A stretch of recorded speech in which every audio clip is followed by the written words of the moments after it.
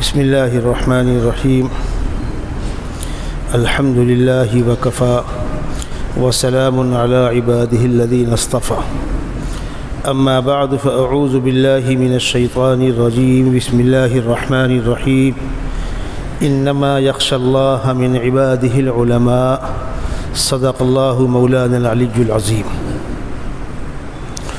محترم بزرگوں، گزشتہ ملاقات میں اللہ کے نیک بندوں کے احوال پر گفتگو ہو رہی تھی۔ دنیا کا نظام فرشتوں کی معرفت چلتا ہے اور فرشتوں کے آسمانوں میں مشورے ہوتے ہیں۔ فرشتوں کے سردار جبرائیل امین ہیں۔ خداوند قدوس جبرائیل امین کو ہدایات دے دیتے ہیں، پھر وہ فرشتوں کو کام بانٹ دیتے ہیں۔ تو اللہ کے نیک بندوں کی مقبولیت آسمانوں سے زمین پہ آتی ہے۔ اب چونکہ دنیا کا نظام فرشتوں کی معرفت چل رہا ہے، اس لیے یہاں کی ہر مخلوق کے دلوں کے اندر اللہ کے نیک بندوں کی عزت، احترام، محبت بھر جاتی ہے۔ دنیا کا نظام فرشتوں کی معرفت چل رہا ہے، ہم تو کہہ ہی رہے ہیں۔ اس ملک میں جو طبقہ آباد ہے، برادران وطن، ان کے عقائد کا بڑا حصہ جو ہے اسی بنیاد پر ہے۔ یہ بیچارے کہتے ہیں کہ ہمارا بھی رشتہ کسی آسمانی تعلیم سے ہے، کس سے ہے پتہ نہیں، تم کس پیغمبر کی امت ہو یہ نہیں معلوم، کس زمانے میں تھے وہ نہیں معلوم۔ کچھ چیزوں کو مذہبی کتابیں کہہ دیا گیا، کچھ کہتے ہیں کتاب مذہبی ہے نہیں ہے، کچھ شخصیتوں کو بھگوان کا درجہ دے دیا گیا، وہ آپس میں ہی گتھی الجھتی رہتی ہے۔ پرفیکٹ حوالوں کے ساتھ، دلائل کے ساتھ کسی کے پاس کوئی دلیل اور کوئی ثبوت نہیں ہے، اور ہم کو اس سے کوئی لینا دینا بھی نہیں، ان کا مسئلہ ہے۔ لیکن وہ کیا سمجھتے ہیں اور کیا کہتے ہیں؟ وہ فرشتوں کو خدائی طاقت اور خدائی اوصاف کا اوتار کہتے ہیں کہ فرشتے جو ہیں یہ اللہ کی طاقت کا مظہر ہے۔ فلانی طاقت فلانے فرشتے کی معرفت، فلانی طاقت فلانے فرشتے، اور ان فرشتوں کو وہ دیوی دیوتا کہتے ہیں۔ اور اتفاق ایسا ہے کہ سنسکرت میں دیوتا فرشتوں کو ہی دیوتا کہا جاتا ہے۔ یہ میں اشارے کر رہا ہوں آپ کو کہ جن لوگوں کو شوق ہو اس موضوع پر پڑھنے کا وہ آگے بڑھیں۔ ہم اہل اسلام قرآن کی روشنی میں، سنت کی روشنی میں، اسلام کی بنیادوں کی روشنی میں بات کریں گے۔ اسلام یہ بتلاتا ہے کہ دنیا کے نظام کے سلسلے میں فرشتوں کا آسمان میں مشورہ ہوتا ہے۔ سیدنا محمد رسول اللہ صلی اللہ علیہ وسلم کی پیدائش سے پہلے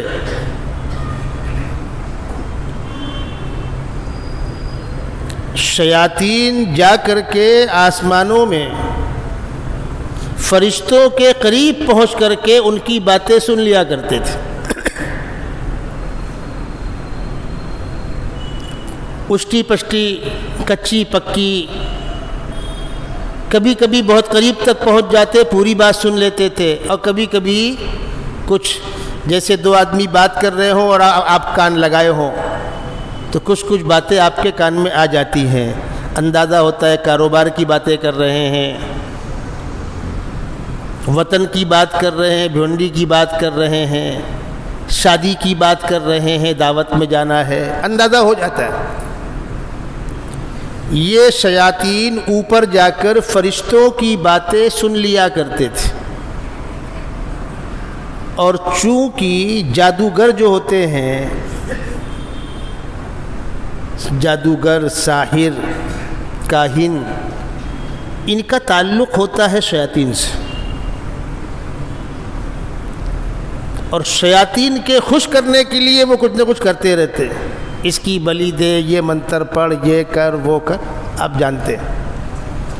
وہ شیاطین آ کر کے کاہنوں کو بتلا دیا کرتے تھے آئندہ ایسا ہونے والا ہے، پھر وہ کاہن انسانوں کو بتلاتے تھے، تو انسان ان کو بہت بڑا جانکار، بڑا علم والا سمجھتے تھے۔ کبھی کبھی یہ باتیں جو جنات جا کر، شیاطین جا کر آسمانوں میں سن لیا کرتے تھے، بالکل پرفیکٹ آ کر بتلاتے تھے اور آئندہ وہی ہوتا تھا۔ ایسا بھی ہے، جس طرح ایک کاہن نے فرعون کو بتلایا کہ آسمانوں میں یہ طے ہو چکا ہے کہ بنی اسرائیل میں ایک بچہ پیدا ہوگا اور اس کے ہاتھوں تیری حکومت جائے گی۔ فرعون نے سنا تو بوکھلا گیا، اس نے کہا ٹھیک ہے، اب میں بنی اسرائیل میں کسی بچے کو زندہ ہی نہیں رہنے دوں گا۔ اس نے آرڈر کر دیا کہ بنی اسرائیل میں جو بچہ پیدا ہو قتل کر دیا جائے۔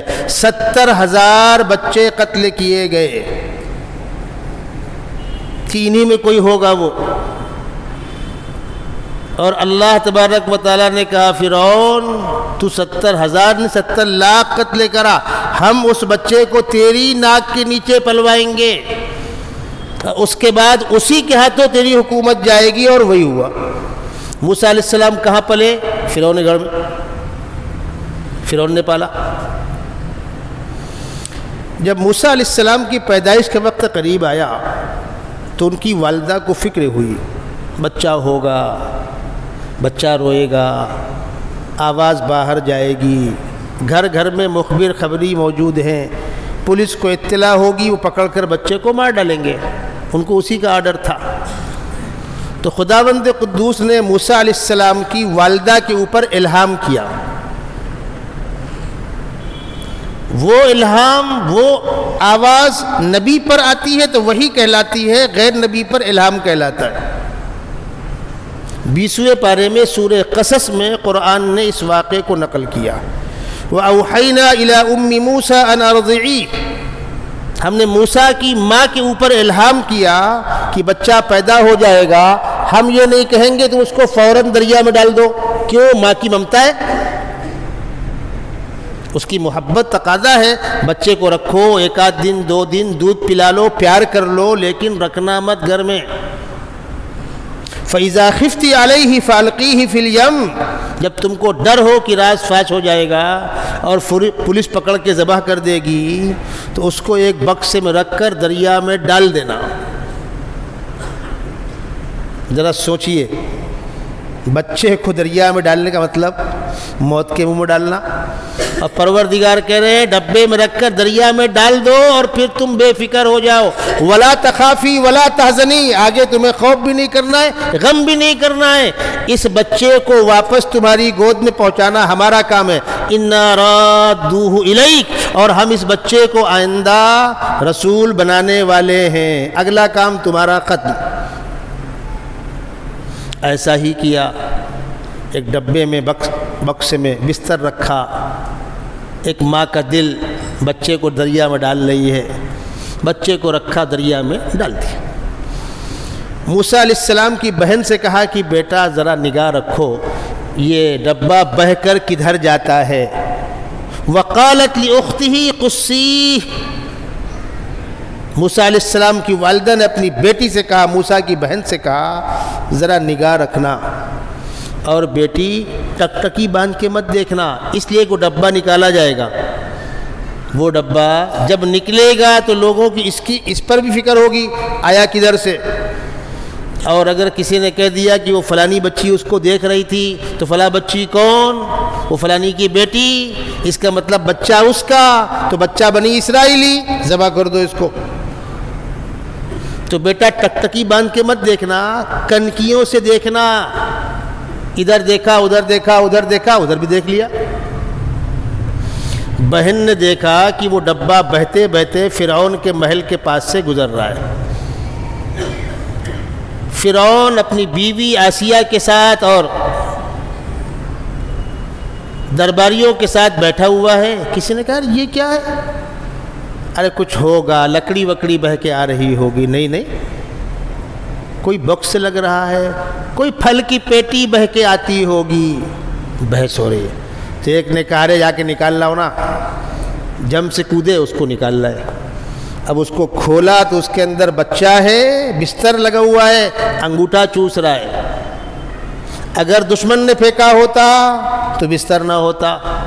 گھر والوں نے بستر لگا کے پھینکا کیوں؟ یہ کیا ہو سکتا ہے؟ بچہ نکال لیا گیا. اب بچے کو دودھ پلانا تاکہ زندہ رہے. عورتیں بلا لی گئیں. عورتوں نے آ کر اس امید پر کہ ہم دودھ پلائیں گے تو فرعون ہم کو پیسے دے گا. دودھ پلانا چاہا تو آپ نے منہ پھیل لیا. بچہ دودھ لیتا ہی نہیں.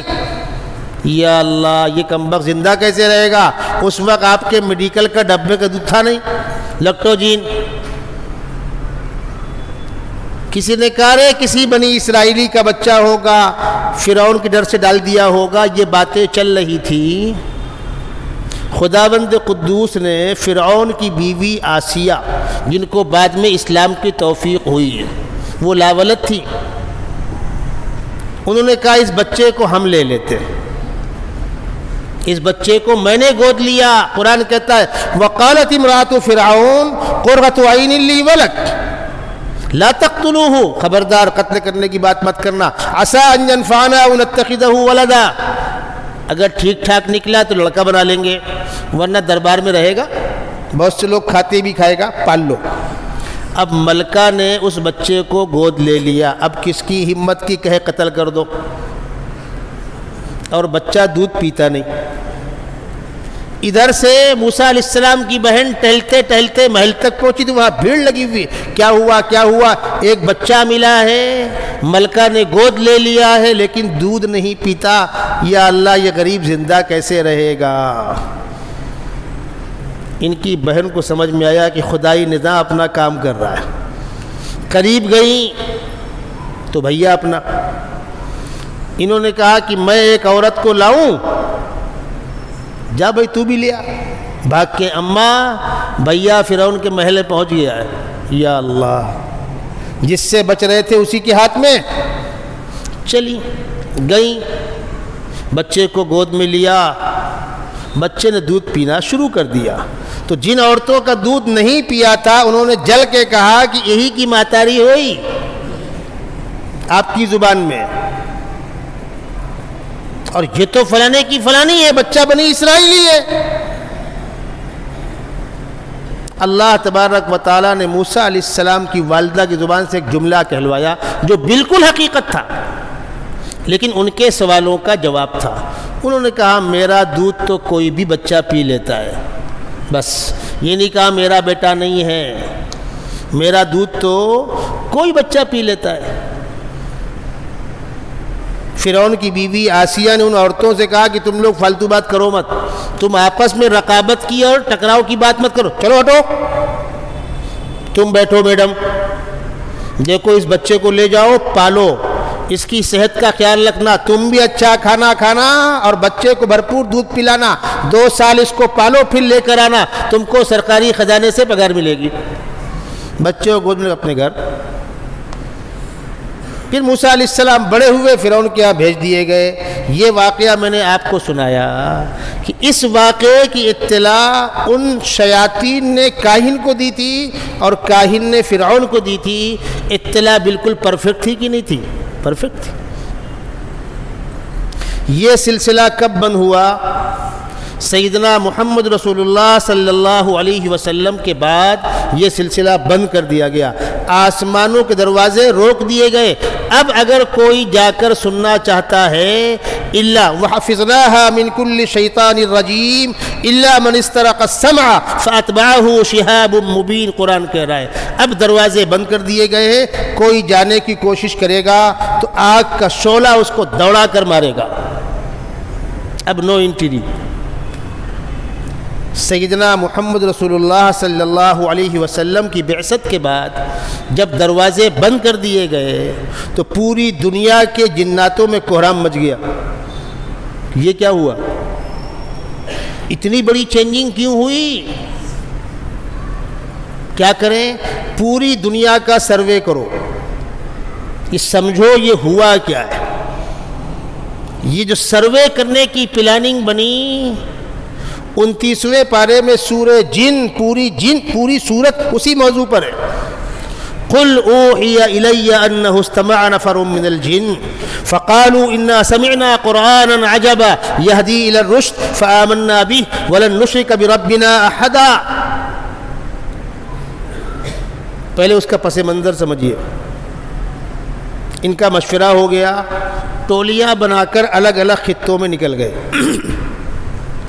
اللہ کے نبی صلی اللہ علیہ وسلم جب سفر طائف سے لوٹ کر آ رہے تھے، طائف کا واقعہ بہت مشہور ہے، آپ کے ساتھ بڑی زیادتیاں ہوئی، بڑا ظلم ہوا تھا۔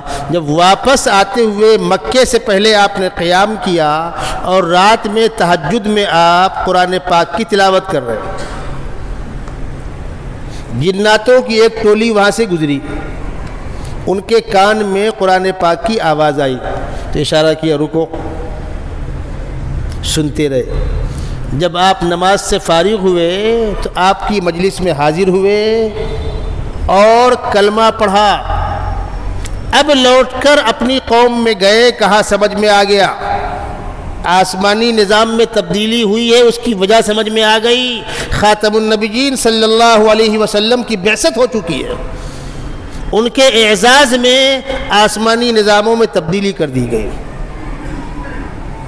یہ ٹولی آپ سے ملی، جس مقام پر آپ نماز پڑھ رہے تھے اس مقام کا نام ہے وادی جن، مکے میں ہے، حجاج کرام بتلائیں گے آپ کو، اور وہاں پر ایک مسجد ہے، مسجد جن، اور وہاں پر کچھ علاقہ ایسا بھی ہے گاڑی بند کر کے چھوڑ دو خود بخود چلتی ہے، ہوتا ہے، وہ ایک مستقل موضوع ہے۔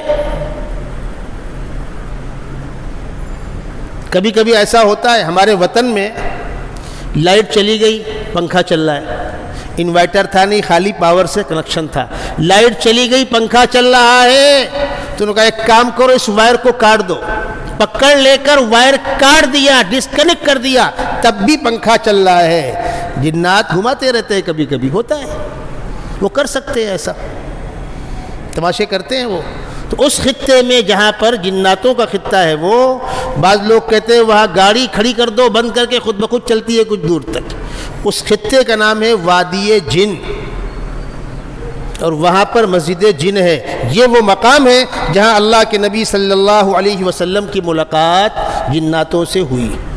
26ویں پارے میں سورہ احقاف میں قرآن نے اس واقعے کو نقل کیا ہے، وَإِذْ صَرَفْنَا إِلَيْكَ نَفَرًا مِّنَ الْجِنِّ يَسْتَمِعُونَ الْقُرْآنَ فَلَمَّا حَضَرُوهُ قَالُوا أَنصِتُوا، آئے قرآن سنتے رہے، آپس میں کہا خاموش رہو۔ فلما قضی، جب مجلس ختم ہوئی تو پیغمبر علیہ السلام کے ہاتھ پر ایمان قبول کیا، ولوا الی قومہم منذرین، اپنی قوم میں داعی بن کر گئے اور جا کر کہا یا قومنا اجیبوا داعی اللہ وآمنوا بہ یغفر لکم من ذنوبکم ویجرکم من عذاب علیم، اے ہماری قوم، اللہ کی دعوت دینے والے محمد صلی اللہ علیہ وسلم کے اوپر تم بھی ایمان لے آؤ۔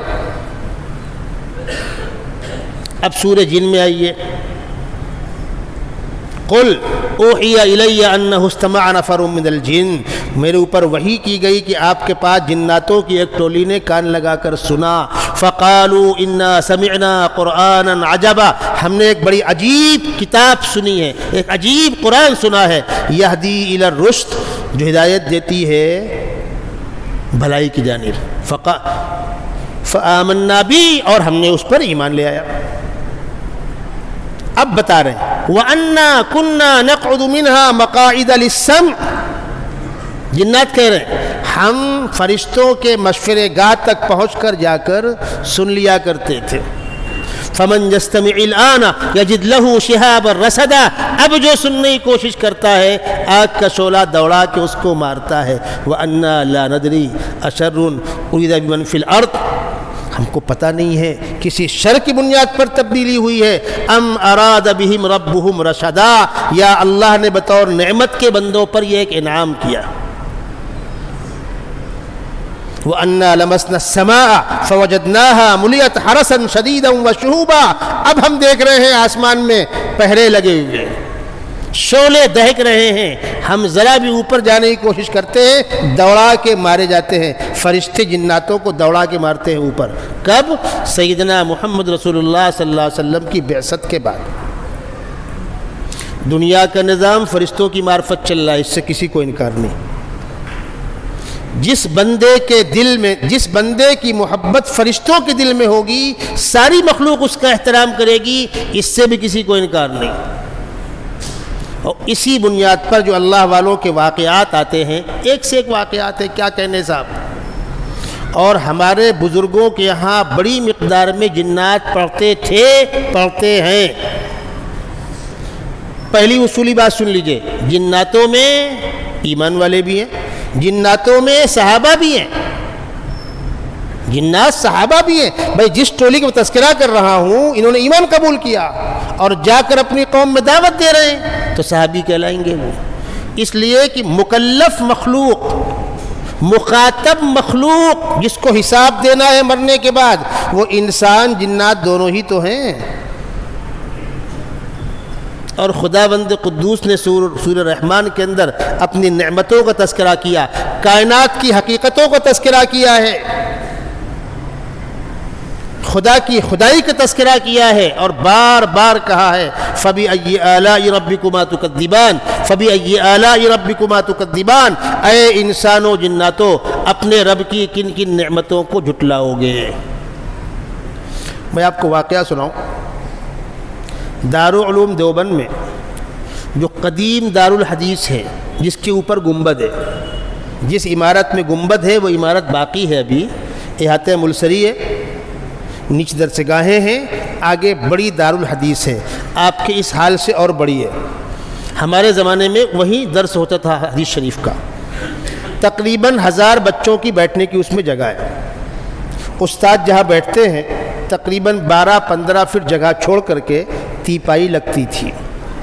ہم نے معلوم کیا تو بتایا گیا کہ جناتوں نے مطالبہ کیا تھا کہ ہمارے لیے کچھ جگہ چھوڑی جائے، وہ جگہ چھوڑی گئی۔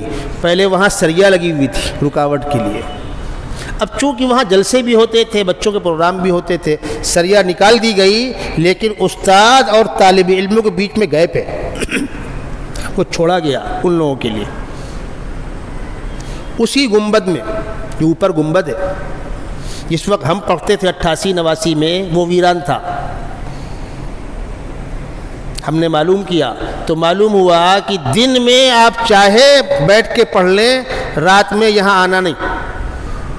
مدرسے والے جب جب وائرنگ کرواتے ہیں، وائرنگ نکل جاتی ہے، وائرنگ قبول نہیں ان کو۔ رات میں اگر کوئی جا کر سوتا ہے تو پہلے محبت سے بھائی باہر جاؤ، نہیں مانا تو میں خود گواہ ہوں اس کا۔ آپ باب قاسم سے داخل ہو دارالعلوم دیوبند میں، اگلا گیٹ باب الرشید ہے، جس کے اوپر اہتمام کا آفس ہے۔ مفتی ابوالقاسم نعمانی صاحب مدظ اللہ علیہ جہاں بیٹھتے ہیں، اہتمام کا بورڈ لگا ہوا ہے، اس کے نیچے دائیں اور بائیں 2 کمرے ہیں۔ یہ بائیں والے کمرے کا واقعہ ہے۔ جب باب الرشید سے آپ اندر جائیں گے ملسری سے پہلے، تو بائیں کمرے میں عربی پنجم کے 2 طلبہ رہتے تھے، مختصر المعانی پڑھنے والے 2 بچے وہاں رہتے تھے۔ مولانا اعزاز علی صاحب جو اس وقت ناظم تعلیمات دارالعلوم دیوبند کے، وہ دور تھا کہ بس پوچھئے مت، اصاغر و اکابر سب صاحب نسبت ہوا کرتے تھے۔ مولانا اعزاز علی صاحب بڑے اونچے مقام کے عالم دین تھے، ناظم تعلیمات تھے۔ رات میں وہ گشت کر کے دیکھ رہے ہیں طلبہ پڑھ کون رہے ہیں، کھیل کون رہے ہیں، کوئی غلط حرکت تو نہیں کر رہا۔ اکابر دیکھتے تھے۔ اس کمرے میں آئے، دروازہ بند ہے، سردی کا موسم ہے، کھڑکی کھلی ہے، کھڑکی جھانک کے دیکھا تو لمپ رکھا ہوا ہے، مٹی کے تیل کا لمپ، 2 کتابیں کھلی ہیں، ایک ادھر ایک ادھر، ایک سانپ یوں ایک سانپ یوں مطالعہ ہو رہا ہے۔ وہ سمجھ گئے کہ اس کمرے میں رہنے والے دونوں بچے جنات ہیں۔ کھٹ کھٹ دروازہ کھولا انہوں نے، اب ایک دم ڈرے سہمے بچے، حضرت نے کہا کیا حرکت ہے یہ کیا حرکت ہے؟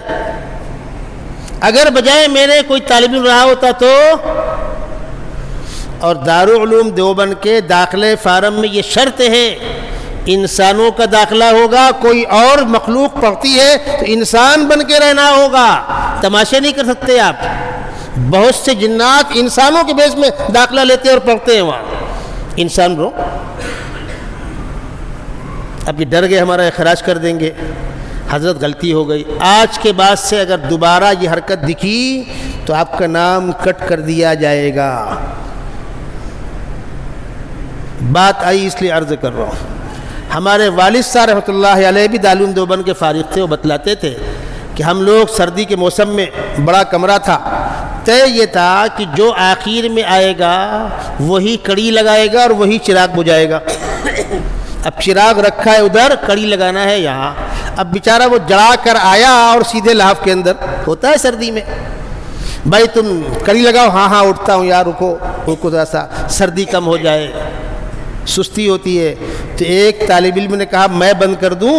کہا کر دے بھائی۔ کہا اچھا آنکھ بند کرو۔ لوگوں نے آنکھ بند کی تو ایک ہی سیکنڈ میں کڑی بھی لگ گئی، چراغ بھی بجھ گیا۔ اس کا مطلب یہ کوئی اور مخلوق ہے۔ اب بچے رات بھر ڈرے سہمے پڑے رہے، جا کر صبح شکایت کی کہ وہ فلانی سیٹ میں طالب علم جو ہے وہ جنات ہے۔ اس کو طلب کیا گیا، خبردار یہ حرکت چلے گی نہیں۔ اداروں کے اندر جو آتے ہیں وہ پڑھنے کے لیے آتے ہیں، یہ حقیقت ہے۔ ہمارے بزرگوں کے ہاں بڑی مقدار میں جنات اور پڑھا انہوں نے، بڑے بڑے علماء ہیں، صحابہ ہیں۔ کتابوں کے اندر ایک واقعہ لکھا ہوا ہے، شاہ ولی اللہ محدث دہلوی رحمۃ اللہ علیہ کے بھائی، غالباً علم اللہ نام تھا، اسی کچھ نام تھا، کتابوں کے اندر واقعہ لکھا ہوا ہے، دلی کا واقعہ ہے۔ ایک بلی کا بچہ ان کو پریشان کر رہا تھا، اس کو مارا اور مر گیا۔ وہ بلی کا بچہ جنات تھا۔ اب جنات بھی سردار کا بیٹا، اٹھا لے گئے ان کو، عدالت لگی، ان کو پیش کیا گیا کہ صاحب انہوں نے سردار کے بچے کو مارا ہے، ان سے قصاص لیا جائے۔ عدالت لگی، جج صاحب بیٹھے، یہ سامنے کھڑے ہوئے۔ جج نے ان سے پوچھا آپ نے بلی کے بچے کو مارا ہے؟ جی مارا ہے۔ وہ ہمارے سردار کا بیٹا تھا، آپ کے خلاف کارروائی کیوں نہ کی جائے؟ انہوں نے کہا کوئی جرم بیٹھتا نہیں ہے۔ عالم تھے نا یہ، بڑے عالم تھے۔ کوئی کیس بیٹھتا نہیں ہے، کیوں؟ اللہ کے نبی صلی اللہ علیہ وسلم کا ارشاد ہے من قتل فی ذی غیرہ فدمہ حدر، جو مخلوق اپنی اصل بھیس سے ہٹ کر کسی اور بھیس میں آئے اور ماری جائے اس کے خون کا بدلہ نہیں ہے۔ وہ جنات رہا ہوتا اور میں نے مارا ہوتا تو میرے اوپر خون لاگو ہوتا۔ میں نے تو بلی کا بچہ سمجھ کر کہ حیران کرتا ہے، دودھ پی جاتا ہے، مرغی کھا جاتا ہے، میں نے اس کو مارا۔ اب پیغمبر اسلام کی حدیث ہے یہ۔ تو جج صاحب تقریباً ان کی عمر اس وقت 650-700 سال کی تھی، جنات صاحب کی، ان کی پلکیں پیٹ تک آ گئی تھی۔ ایسے پلکیں اٹھائیں اور فرمایا بخدا آقا صلی اللہ علیہ وسلم سے میں نے یہ حدیث خود سنی ہے۔ وہ صحابی تھے، میں نے یہ حدیث آقا صلی اللہ علیہ وسلم سے خود سنی ہے، تم صحیح کہتے ہو، کیس خارج کیا گیا۔ بات آئی تو میں عرض کر رہا ہوں، یہ مستقل موضوع ہے، الگ موضوع ہے۔ یہ گفتگو اصل یہ ہو رہی ہے کہ دنیا کا نظام فرشتوں کی معرفت چل رہا ہے، پانی برسانے کا کام فلانے کے حوالے، ہوا چلانے کا کام فلانے کے حوالے۔ اب لوگوں نے کیا سمجھا؟ پانی کا دیوتا فلاں، روزی کا دیوتا فلاں، تعلیم کا دیوتا فلاں۔ جن کو تم دیوتا کہہ رہے ہو وہ اصل میں فرشتے ہیں جو خدائی نظام کے پابند ہیں، اور خداوند قدوس کائنات کے مالک ہیں۔ انہی کا فرمان چلے گا، آدم علیہ السلام سے لے کر عیسیٰ علیہ السلام تک انہی کا فرمان چلا ہے، اور سیدنا محمد رسول اللہ صلی اللہ علیہ وسلم سے لے کر قیامت تک انہی کا فرمان چلے گا۔ دیکھیے جھولی والے آپ کے سامنے آ رہے ہیں، ماشاءاللہ کام تو اپنی رفتار سے جاری ہی تھا۔ بعض احباب کی توجہ دلانے پر اور شاید اللہ کی توفیق تھی، ہم نے بات کیا انگل اور پترے والے سے، حریر بھائی سے۔ انہوں نے کہا میں لگا دیتا ہوں، پیسہ بعد میں دیتے رہنا۔ تو الحمدللہ آرڈر بھی کر دیا گیا، تقریباً 5 لاکھ روپے کا وہ کام ہے۔ تو ٹیرس پر پترا پڑنے جا رہا ہے، انگل اور پترا 5 لاکھ روپے سے اوپر کا کام ہے، جہاں اللہ نے سارا پورا کرایا انشاءاللہ وہ بھی پورا ہو جائے گا۔ تو آپ جو ڈالتے ہیں وہ ڈالیے۔ میں احباب کو اطلاع کر رہا ہوں جو یہاں مصلیان کرام بیٹھے ہوئے ہیں، ہم آپ کے پاس آئیں گے، 10 5 لیں گے آپ لوگوں سے، اور انشاءاللہ اس کام کو پٹا کر مسجد کو محفوظ کرنے کی کوشش کی جا رہی ہے۔ برسات کا پانی لگتا ہے، عمارت خراب ہوتی ہے، اللہ جلد از جلد عافیت کے ساتھ تکمیل تک پہنچائے۔ درود شریف پڑھ لیجیے۔ دنیا کا نظام فرشتوں کی معرفت چل رہا ہے۔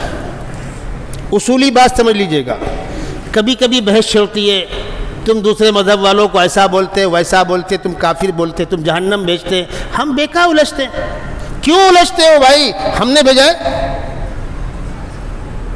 قرآن میں لکھا ہے، تو قرآن ہم نے لکھا ہے۔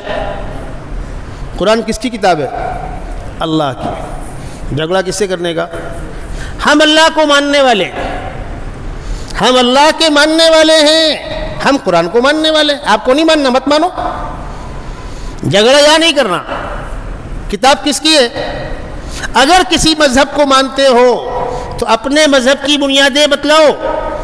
جس آسمانی نظام کے تحت آپ بات کر رہے ہو اسی آسمانی نظام کی آخری شکل ہے قرآن مقدس، کوئی نئی چیز تو نہیں ہے۔ سیدنا محمد رسول اللہ صلی اللہ علیہ وسلم نے صاف الفاظ میں کہا، قل ما كنت بدعا من الرسل۔ خداوند قدوس نے کہا، اے ہمارے محبوب انسانوں سے کہہ دیجئے میں کوئی نئی بات لے کر نہیں آیا ہوں۔ یہ وہی سلسلہ ہے جو آدم علیہ السلام سے تقریباً 1.25 لاکھ انبیاء کرام سے ہوتا ہوا عیسیٰ علیہ السلام تک پہنچا تھا۔ اسی سلسلے کی آخری کڑی ہے سیدنا محمد رسول اللہ صلی اللہ علیہ وسلم کی آمد۔ اور سمجھنے اور ماننے والوں کے لیے خداوند قدوس نے انتظام بھی کیا۔ پچھلی آسمانی کتابوں کے اندر سیدنا محمد رسول اللہ صلی اللہ علیہ وسلم کی بعثت کی اطلاع بھی تھی، نشانیاں بھی تھیں، جگہ بھی بتلائی گئی تھی، خاندان بھی بتلایا گیا تھا، فلاں علاقے میں پیدا ہوں گے، فلاں خاندان کے ہوں گے۔ اسی لیے جب آقا صلی اللہ علیہ وسلم 13 سال کی عمر کو ہوئے اور آپ نے چچا ابو طالب سے کہا کہ میں بھی آپ کے ساتھ تجارت کے سفر میں چلوں گا، چچا نے پہلے منع کیا، بیٹا تمہاری عمر ہی کیا ہے، تم آرام کرو۔ کہا چچا میں چلوں گا۔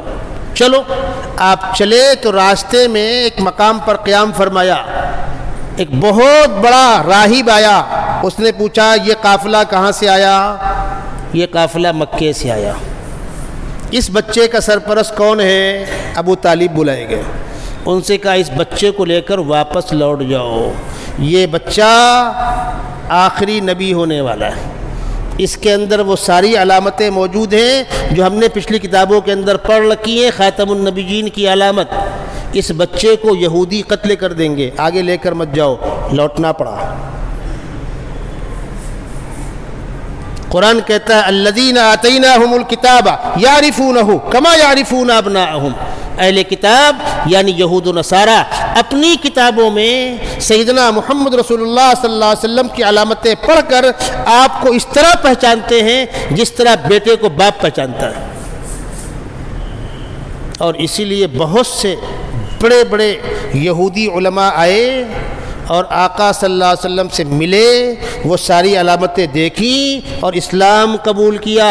ایک بہت بڑے عالم ہیں حضرت عبداللہ ابن سلام رضی اللہ تعالی عنہ، جو یہودیوں کے بڑے عالم تھے، اسلام قبول کیا۔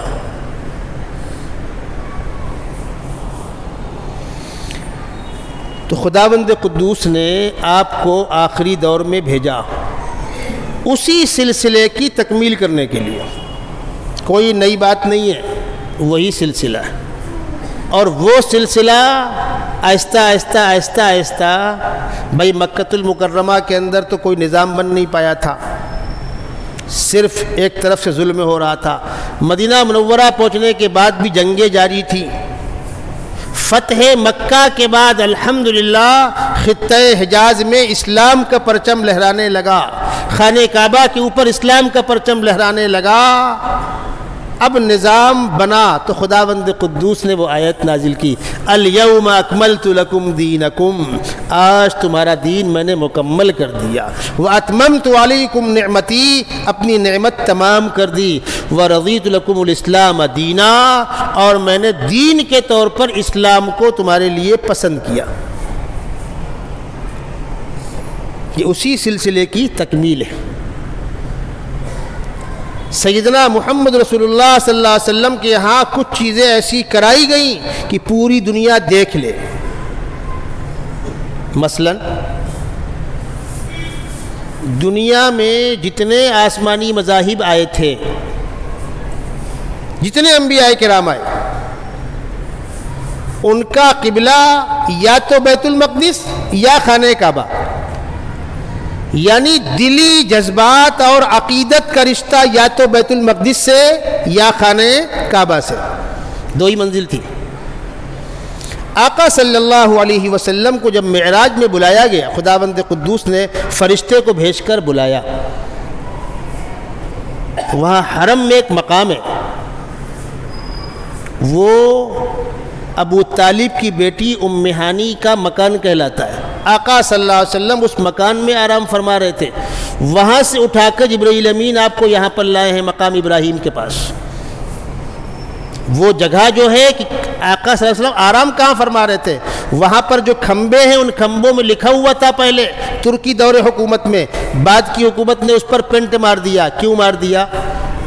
غلط کیا نہیں، غلط نہیں کیا، صحیح کیا۔ کیوں مارا؟ حج میں لوگ جاتے ہیں اور جیسے معلوم پڑا کہ آقا صلی اللہ علیہ وسلم یہاں پہ آرام فرما رہے تھے تو اس کھمبے کو چوما چاٹی چالو کر دیتے۔ اب کتنا حکومت منع کرے گی، کتنا پولیس روکے گی، تو انہوں نے پینٹ مار دیا اس پر۔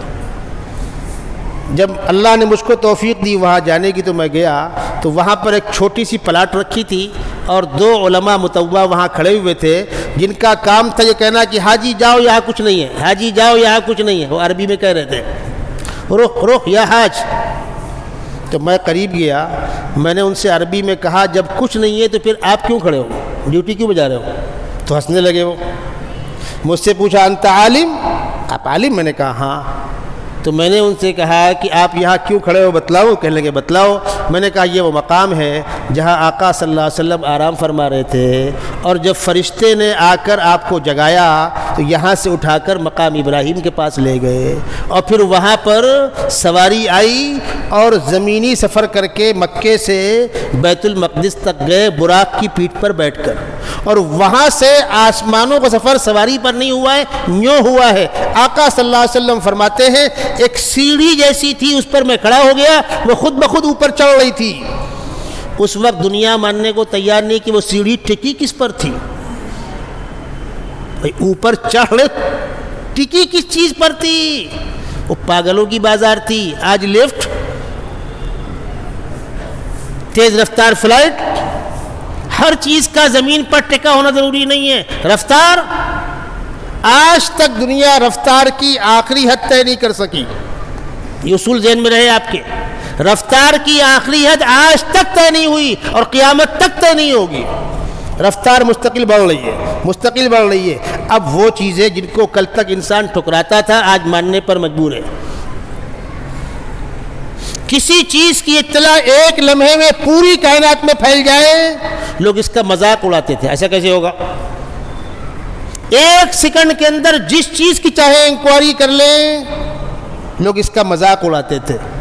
ابھی آپ ہندوستان والوں، آپ ترقی کی دوڑ میں چل رہے ہو آہستہ آہستہ، اچھے لوگ ملے ہوتے ہیں تو کافی آگے نکل گئے ہوتے ہیں، جیسے لوگوں کے ہاتھ میں سرکار ہے آپ کے سامنے، پھر بھی آپ ترقی کی دوڑ میں چل رہے ہیں۔ ترقی یافتہ ملکوں میں ہر شہری کے پاس کارڈ ہوتا ہے۔ پولیس کو ذرا بھی شبہ ہوا، کارڈ لیا اور ڈالا اسکرین کے اندر، فوراً اس کا بایو ڈاٹا آ گیا، کون ہے، کہاں پیدا ہوا، اس کے اوپر کوئی کیس تو نہیں ہے، وغیرہ وغیرہ۔ تو جب دنیا ترقی کرتے کرتے وہاں تک پہنچ رہی ہے تو کائنات کا مالک جب چاہے گا کس چیز کی انکوائری کرنا تو اس کے لیے کیا مشکل ہے۔ سورہ یاسین کے آخر میں خداوند قدوس کو جلال آیا بندوں کی بدتمیزی پر، خداوند قدوس نے کہا بندو میں نے پیدا کیا ہے، میں ہی ماروں گا اور میرے سامنے کھڑے ہو کر حساب دینا ہوگا۔ تو کچھ لوگوں نے کہا ارے کیسے جمع ہوں گے، مر مٹ گئے، جلا دیے گئے، بہا دیے گئے، اڑا دیے گئے، دفنا دیے گئے، سڑ گل گئے، گوشت ہڈی بال بکھر گیا، ہزاروں ہزار سال بیت گئے، اب دوبارہ انسان کو جمع کیسے کریں گے؟ خداوند قدوس نے فرمایا وَضَرَبَ لَنَا مَثَلًا وَنَسِيَ خَلْقَهُ قَالَ مَنْ يُحْيِي الْعِظَامَ وَهِيَ رَمِيمٌ۔ انسان کی اوقات دیکھ، کم وقت کو دیکھو، خداوند قدوس فرما رہے انسان کو دیکھو، اتنا منہ لگ گیا، ہم کو سکھانے چلا، ہم سے سوالات کہہ رہا ہے۔ قَالَ مَنْ يُحْيِي الْعِظَامَ وَهِيَ رَمِيمٌ، ہڈیاں بوسیدہ ہو جائیں گی، ان کو جمع کون کرے گا، دوبارہ اٹھائے گا کون؟ خداوند قدوس فرماتے ہیں قُلْ يُحْيِيهَا الَّذِي أَنشَأَهَا أَوَّلَ مَرَّةٍ وَهُوَ بِكُلِّ خَلْقٍ عَلِيمٌ، وہ خدا زندہ کرے گا جس نے پہلی مرتبہ پیدا کیا تھا۔ اور سنو بندو، انما امرہ اذا اراد شیئا ان یقول له کن فیکون، بس اس نے آرڈر کیا اور نافذ ہوا۔ فسبحان الذی بیدہ ملکوت کل شیء وہو بکل شیء علیم، بے نیاز ہے وہ خدا تمام اسباب سے، تمام وسائل سے، وہ محتاج نہیں ہے ہماری طرح کہ یہ ہو یہ ہو یہ ہو، کچھ نہیں۔ سبحان الذی بیدہ ملکوت کل شیء، تمام چیزوں کی بادشاہت اس کے ہاتھ میں ہے، اس کو اپنے اوپر قیاس مت کرو۔ سیدنا محمد رسول اللہ صلی اللہ علیہ وسلم مکے سے چلے، آپ کی پہلی منزل مسجد اقصی، پھر آسمانوں میں گئے، سیر کر کے لوٹ کر آئے۔ چند لمحات میں یہ پورا سفر ہو گیا، بستر گرم کا گرم ہے، کنڈی ہلتی رہی، آپ تشریف لے آئے۔ جب آپ نے صبح بندوں کو بتلایا کہ آج کی رات میں ایسا ایسا ہوا، تو جو کمبخت یوں ہی مخالفت کرتے تھے ان کو ایک موضوع مل گیا۔ واہ صاحب، سنا آج لائے لمبی لمبی دور کیے۔ ایک یہ بتلاؤ، یہاں سے اگر کوئی آدمی شام جائے فلسطین تو کتنا وقت لگے گا؟ وہ کہے گا یار 4 مہینہ کم سے کم، اس لیے کہ اونٹ سے جائے گا وہ۔ اچھا اگر بہت تیز رفتار گھوڑا ہو تو، اور گھوڑے بدلتے جائیں، کچھ کچھ دور میں گھوڑے بدلی کرتے جائیں، تب بھی تو 1 مہینہ جائے گا۔ اگر کوئی کہے کہ میں ایک ہی رات میں چلا گیا، سوال نہیں پیدا ہوا، اور کہے جا کر آ گیا تو اور سوال نہیں پیدا ہوتا۔ یہ تماشے مکے میں چالو تھے۔ سیدنا ابوبکر صدیق رضی اللہ تعالیٰ عنہ گزر رہے تھے، ابو جہل نے پوچھا ابو بکر یہ بتلاؤ، اگر کوئی شخص سے کہے کہ میں ایک ہی رات میں مکے سے شام جا کر آ گیا تو ہو سکتا ہے؟ آپ نے کہا نہیں۔ تو ابو جہل نے قہقہا لگایا، وہ تمہارے ساتھی کہہ رہے ہیں۔ تو سیدنا ابوبکر صدیق نے فرمایا اگر وہ کہہ رہے ہیں تو بخدا بالکل صحیح ہے۔ ابو جہل نے کہا دیکھو اندھی تقلید، تم لوگ اندھ بھگت ہو۔ اس وقت سیدنا ابوبکر صدیق نے کہا تھا ارے عقل کے دشمن احمق، جو خدا اپنے فرشتے کو ان کے پاس پلک جھپکتے بھیجتا اور بلا لیتا ہے، آج اپنے محبوب کو بلا لیا، تعجب کی کیا بات؟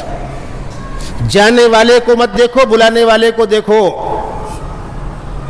جانے والے کو دیکھو گے تو تم کو دقتیں آئیں گی، اور بلانے والے کو دیکھو گے تو کوئی دقت نہیں آئے گی۔ اسی لیے جب واقعے معراج کا تذکرہ ہوا ہے 15ویں پارے میں، 15واں پارہ شروع ہی ہوتا ہے سبحان الذی اسری بعبدہ لیلا من المسجد الحرام الی المسجد الاقصی، ان آیتوں سے۔ تو واقعے معراج کا تذکرہ کرنے سے پہلے خداوند قدوس کہتے ہیں، کیا کہہ رہے ہیں؟ بندو ذہن صاف کر لو، گندگیوں سے باہر آ جاؤ، ہم بلا رہے ہیں، ہم بلا رہے ہیں۔ انسانوں کے بیچ کی فضول بحثیں مت کرنا، پیغمبر نہیں آ رہے، ہم بلا رہے ہیں۔ جب ہم بلا رہے ہیں تو ہم ان چیزوں کے محتاج نہیں ہیں۔ سبحان، پہلے ذہن صاف کرو، اللہ بے نیاز ہے، محتاج نہیں ہے، بے عیب ہے، بے داغ ہے۔ الذی اسری بعبدہ لیلا، جو اپنے بندے کو چلا کر لے گیا رات میں مکے سے شام فلسطین، اور وہاں 7 آسمانوں کی سیر۔ جواب ہو گیا۔ اس سفر میں خداوند قدوس نے 2 باتوں کا اہتمام کیا، وہ آپ کو سمجھانا ہے۔ سیدنا محمد رسول اللہ صلی اللہ علیہ وسلم خاتم النبیین ہیں. آپ کی تعلیمات کسی آسمانی تعلیمات کو کنڈم نہیں کرتی.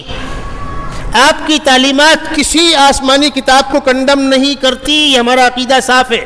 لا نفرق بین احد من رسلی، ہم سب کا احترام کرتے. ہم بچوں کو مکتب میں پڑھاتے آمنت باللہ و ملائکتہ و کتبہ و رسلہ، اللہ پر ایمان، فرشتوں پر ایمان، تمام کتابوں کے سچے ہونے پر ایمان، تمام رسولوں سچے ہونے پر ایمان، کوئی بھید بھاؤ نہیں ہے. پھر ہوا کیا؟ امتوں نے پیغمبروں کی تعلیمات کو بھی مٹایا، کتابوں کو بھی مٹایا. جس نے مٹایا ذمہ دار وہ ہے، ہم وہاں نہیں تھے. پچھلے انبیاء کرام کی کتابیں مٹی، ہم مٹانے نہیں آئے تھے. اور آپ بھی سن لیں، جھگڑا کرنے کے مقصد سے نہیں، لیکن ذہن میں رہے آپ کے. بسا اوقات لوگ کہتے ہیں ہماری فلاں کتاب بڑی مقدس، فلاں بڑی مقدس، فلاں بڑی مقدس. ٹھیک ہے، یہ کتاب آسمانی کتاب ہے، پروف کر دو. سر کا پسینہ پیر پہ آئے گا، پروف نہیں ہونے والا. تم یہ تک نہیں طے کر سکتے کہ کس زمانے کی ہے، کس پر اتری ہے. تو ایسے آپ کچھ بھی لپیٹ کے ہم کو دے دیں گے تو ہم لے لیں گے. قرآن مقدس کس پہ اترا بتلانا پڑے گا. کب اترا بتلانا پڑے گا. کیسے اترا بتلانا پڑے گا. اور تب سے اب تک محفوظ ہے. دوسری کسی آسمانی کتاب کا، جن کو لوگ آسمانی کتاب جانتے اور مانتے ہیں، جن کا نام مٹ گیا پتہ ہی نہیں ہے، اس کو چھوڑو. جن کتابوں کو دنیا جانتی ہے کہ آسمانی کتابیں ہیں، ان کا بھی پوری دنیا میں ایک حافظ نہیں ہے. اور قرآن مقدس کے آپ جب رمضان میں تراویح میں قرآن پاک پڑھ رہے ہوتے ہیں، آپ کو اندازہ ہو یا نہ ہو، دنیا بڑی حسرت کی نگاہ سے اس کو دیکھتی ہے. ہمارے حرمین کی تراویح آتی ہے، دنیا دیکھ کر روتی ہے. یہ مسلمانوں کی وہ آخری کتاب ہے جو کروڑوں مقامات پر الحمد کے الف سے لے کر والناس کی سین تک ترتیب وار پڑھی جاتی ہے. اور جہاں کہیں غلطی ہوئی پیچھے لقمہ ملتا ہے، غلط پڑھ کر نکل جائے سوال نہیں پیدا ہوتا. جس مذہب کی کتاب کی تلاوت ہوتی ہو، شروع سے آخر تک پوری کتاب پڑھی جاتی ہو، اور ایک بار نہیں بار بار پڑھی جاتی ہو، اس کتاب کے مٹنے کا کیا سوال؟ اب کوئی اور آ کے بتلا دے ہم کو کہ ان کے یہاں بھی کسی عبادت کے موقع پر پوری کتاب پڑھی جاتی ہو، پوری کتاب کا کوئی ایک حافظ ہو. آنکھ کی قیمت اندھے سے پوچھو، زبان کی قیمت گونگے سے پوچھو، جن کے پاس ایک حافظ نہیں ہے ان سے پوچھو. آپ کو کیا سمجھ میں آئے گا؟ آپ کو لگتا ہے بہت سے ہیں، الحمدللہ اللہ اور پیدا کرے، لیکن یہ اللہ کا خصوصی کرم ہے اور یہ قرآن کا بہت بڑا معجزہ ہے. دوسری آسمانی کتابیں جن زبانوں میں اتریں، دنیا کے اندر وہ زبانیں محفوظ نہیں ہیں، وہ زبانیں بولی نہیں جاتی، اور وہ کتابیں ان اصل زبانوں میں ہے بھی نہیں ہے، ترجمے در ترجمے ہیں اس کے. اور قرآن مقدس جس زبان میں اترا وہ زبان الحمدللہ بولی جاتی ہے، لکھی جاتی ہے. جو کہ تو ویسی زندہ زبان ہے وہ تو خداوند قدوس نے قرآن کی زبان کو زندہ رکھا. الحمدللہ ہمارے مدارس کے اندر جو علماء توجہ کے ساتھ عربی زبان پڑھتے ہیں، بے تکلف عربی زبان بولتے ہیں وہ، اور اہل عرب وہ کتنا ہی بدل گئے ہوں، لیکن جب کوئی فصیح عربی زبان بولنے والا ان کو ملتا ہے تو رک کر بات کرتے ہیں، پیار کرتے ہیں، تحفے دیتے ہیں، عطر دیتے ہیں، پیشانی کو بوسہ دیتے ہیں وہ خوشی کے ساتھ، اس لیے کہ اس زبان کی حلاوت ہی اور ہے. بہرحال جو بات مجھے آپ کو سمجھانی اس بات کو مکمل کروں تو خداوند قدوس نے آپ کے سفر کا آغاز کرایا مکۃ المکرمہ سے، خانہ کعبہ کے سامنے سے. پہلی منزل بیت المقدس مسجد اقصی، اور وہاں سارے انبیاء کرام جمع ہوئے. جبرائیل امین نے فرمایا صفیں لگا لیجئے نماز ہوگی. صفیں لگ گئیں. پڑھائے گا کون؟ آقا صلی اللہ علیہ وسلم کا ہاتھ پکڑ کے آگے کیا، آپ پڑھائیے. آپ نے انبیاء کرام کو 2 رکعت نماز پڑھائی. یہ 2 چیزیں کیوں جمع کی گئیں؟ مکے سے بیت المقدس پہلا اسٹاپ، پھر وہاں سے آسمان. بھائی آسمان ہی بلانا تھا تو کیا مکے میں اوپر آسمان نہیں تھا؟ یہاں سے بیت المقدس پہلا اسٹاپ کیوں، اور وہاں انبیاء کیوں بلائے گئے؟ یہ دو باتیں سمجھانی ہیں. دنیا کے کسی مذہب کے ماننے والے دیکھ لو، تم جن کو اپنا پیشوا بناتے ہو وہ آقا صلی اللہ علیہ وسلم کو امام تسلیم کر کے پیچھے کھڑے ہیں. جس کا رشتہ بیت المقدس سے ہو وہ بھی دیکھ لے، اور جس کا رشتہ خانہ کعبہ سے وہ بھی دیکھ لے کہ خداوند قدوس نے اپنے محبوب کو اپنے پاس بلایا ہے اور دونوں مقام پر اسٹاپ کرا کے اوپر بلایا ہے. تمہارا بھی احترام، تمہارا بھی احترام. خاتم النبیین کے ہاں آدھا تیا نہیں، ادھر والے ہوں ادھر والے نہ ہو، ادھر والے ہوں ادھر نہ. پچھلے انبیاء کرام علاقائی تھے، آپ آفاقی ہیں. پچھلے انبیاء کرام اپنی قوم سے بات کرتے تھے، آپ سے کہا گیا آپ یا قومی مت کہیے، یا اہل مکہ مت کہیے، یا اہل مدینہ مت کہیے، یا ایھا المسلمون کہیے، یا ایھا الناس کہیے. قل یا ایھا الناس انی رسول اللہ الیکم جمیعا. آپ کہہ دیجئے اے لوگوں، کہیں کبھی ہو، مشرق کا ہو، مغرب کا ہو، شمال کا ہو، جنوب کا ہو، آپ کے خاندان کا ہو، باہر کا ہو، اصول سب کے لیے ایک ہے، انی رسول اللہ الیکم جمیعا. تو جو لوگ الجھتے ہیں، آسان جواب ہے. قرآن میں لکھا ہے، قرآن کس کی کتاب ہے؟ اللہ کی کتاب ہے. جس خدا نے سارے انبیاء کرام بھیجے ہیں اسی خدا نے قرآن بھیجا ہے. جس خدا نے سارے نبیوں کو نبوت دی ہے اسی خدا نے خاتم النبیین کو خاتم النبیین بنایا ہے. ہم طے کرنے نہیں گئے تھے، یہ اللہ کا فیصلہ ہے. ہم خدا کے ماننے والے ہیں، ہم مانتے ہیں. آپ نہیں ماننے والے ہیں، مت مانیے، مرضی آپ کی. جنت جہنم خدا نے بنائی ہے، اس کا فیصلہ خدا کرے گا. ابھی بعض جگہوں پر تماشے ہو رہے ہیں، تعلیم الاسلام میں ایسا لکھا ہے فلاں جہنم میں جائے گا. ارے ظالم، ہم کہہ رہے ہیں، خدا کہہ رہا ہے. ہم کسی کو نہیں بھیج رہے، ہم تو کہیں گے آئیے بیٹھیے چائے پیجیے. خدا کہتا ہے میرے بندو، ماننے والوں کو جنت، نہ ماننے والوں کو جہنم. جاؤ خدا پہ اعتراض کرو. خداوند قدوس نے 29ویں پارے میں سورہ دہر میں فرمایا، انا خلقنا الانسان من نطفۃ امشاج نبتلی. ہم نے انسانوں کو مرد عورت کے ملے ہوئے نطفے سے پیدا کیا. پیدائش کا مقصد نبتلی ہی، آزمائش. فجعلناہ سمیعا بصیرا. ہم نے اس کو سمجھنے بوجھنے کے ذرائع دیے، آنکھ دی، کان دی، ناک سونگھنے کو، زبان چکھنے کو، ہاتھ چھونے کو ذرائع دیے. انا ہدیناہ السبیل. ہم نے راستہ بتلا دیا، اچھائی کا یہ، برائی کا یہ، مرضی تیری. مسجد میں آنے والا اپنے پیر چل کر آئے گا، فرشتے لا کر چھوڑ نہیں جائیں گے. نہ آنے والے کو فرشتے پکڑ کے لے کر آئیں گے نہیں. جو آیا اس کی مرضی، نہیں آیا اس کی مرضی. جو خدا کو مانتا ہے اس کی مرضی، نہیں مانتا اس کی مرضی. خدا کی خدائی تمہارے ماننے پر موقوف نہیں ہے. انا ہدیناہ السبیل اما شاکرا و اما کفورا. چاہے مان چاہے مت مان. نہ ماننے والوں کے لیے انا اعتدنا للکافرین سلاسل واغلالا وسعیرا. بیڑیاں ہیں، زنجیریں ہیں، جہنم کی دہکتی ہوئی آگ ہے. ماننے والوں کے لیے ان الابرار یشربون من کأس کان مزاجها کافورا. جنت کے اندر نہریں ہوں گی، باغات ہوں گے، محلات ہوں گے. چاہو ادھر چلو، چاہو ادھر چلو. جنت کے راستے میں کچھ دقتیں ہیں، کچھ قربانیاں ہیں. گزرنا ہے تیری مرضی، نہیں گزرنا ہے کھا پی کر سونے کو زندگی کا مقصد بنانا ہے، بنا. پوری کائنات خدا کے خلاف بغاوت کر جائے، خدا کی خدائی میں ایک رتی برابر فرق نہیں پڑنے والا. خدا خدا ہے، اس کو ہم نے خدا نہیں بنایا، کسی نے اس کو پیدا نہیں کیا. اس پر موت طاری نہیں ہونے والی ہے. کائنات کا وہ مالک ہے، اس سے منہ لگنا ہے لگو. ہم کو ڈسٹرب مت کرو، ہم کو ٹارچر مت کرو. قرآن میں ایسا لکھا، فلاں میں ایسا لکھا، فلاں میں ایسا لکھا. لکھا ہے، پڑھتا ہے مانو، نہیں پڑھتا ہے مت مانو. کسی نے آپ کو ہاتھ پکڑ کے ماننے پر مجبور کیا؟ تو گفتگو اس پر جاری تھی کہ کائنات کا نظام فرشتوں کی معرفت چلتا ہے، اور فرشتوں کی وجہ سے پوری دنیا کی تمام مخلوقات اس نظام سے متاثر ہوتی ہے، اور اللہ کے نیک بندوں کی محبوبیت اور محبت تمام مخلوقات کے دلوں کے اندر ہوتی ہے.